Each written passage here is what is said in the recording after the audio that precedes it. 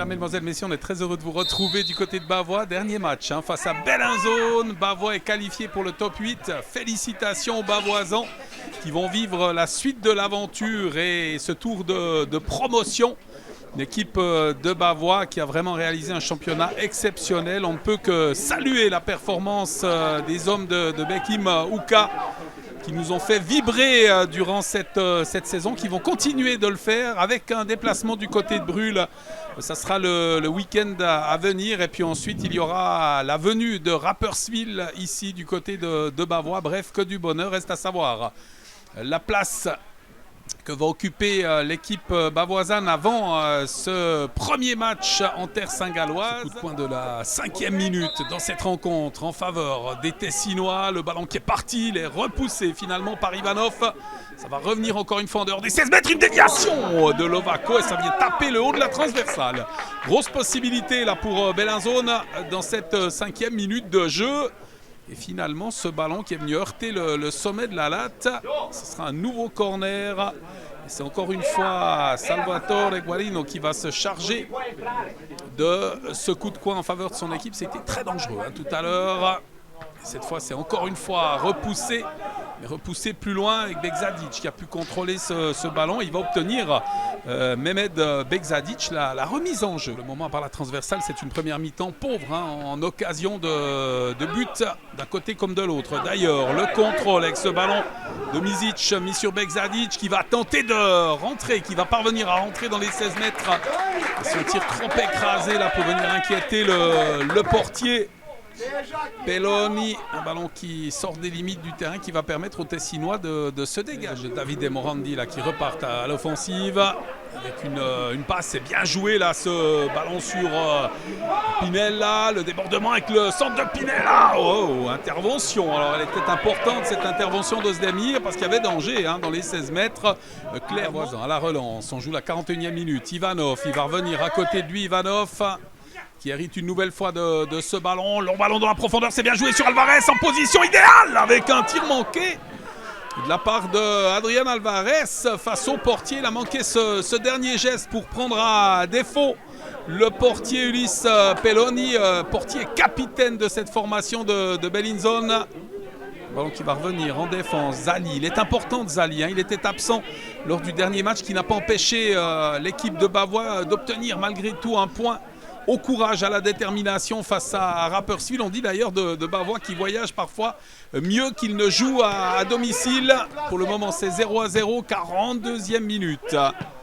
Allez, une tentative de balle dans la profondeur.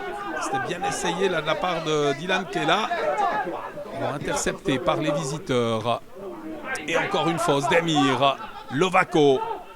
Le crochet de Lovako qui va s'avancer. Balle au pied qui met devant lui. C'est bien fait.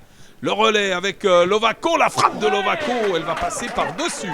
Très joli mouvement là proposé par les hommes de Bekim Ouka. Attention à ce coup franc de Giovanni Italo, on est pratiquement dans les arrêts de jeu de cette première mi-temps.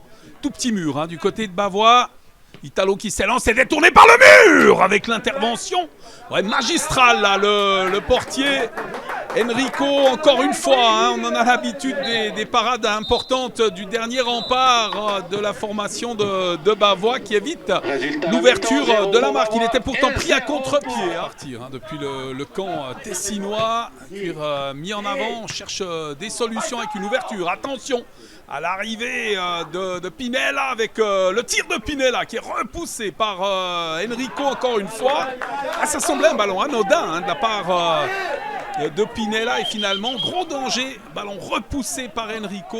Kela au contrôle de ce ballon, il le met devant, c'est repoussé de la tête. Kela, l'interception, Kela qui va passer entre les deux joueurs, c'est très bien joué. Oh là, Monighetti, la grosse intervention, c'est pas très joli et ça sera simplement un carton jaune et c'est un minimum, c'est jaune foncé là pour cette intervention du remplaçant de la formation de Bellinzone. Guarino, tout à l'heure un coup franc qui a été dangereux, là on est quand même un tout petit peu plus loin. Guarino qui s'élance et son ballon qui passe par-dessus le but de Robin Enrico qui va pouvoir dégager sa formation. Et on repart rapidement avec Zali. Zali, long cuir, mis en avant. Il va chercher du soutien avec Alvarez devant. Sauvetage de la défense tessinoise. Begzadic. Begzadic, le centre, et interception facile là pour le portier Pelloni. Bon, il y a eu des opportunités des deux côtés, hein. Un match relativement équilibré, des Tessinois qui peuvent repartir encore une fois à l'offensive avec Pinella qui va mettre ce ballon devant lui, un cuir qui va lui revenir sur ce flanc droite. Débordement avec un centre au deuxième poteau et un coup de tête finalement qui va passer par-dessus.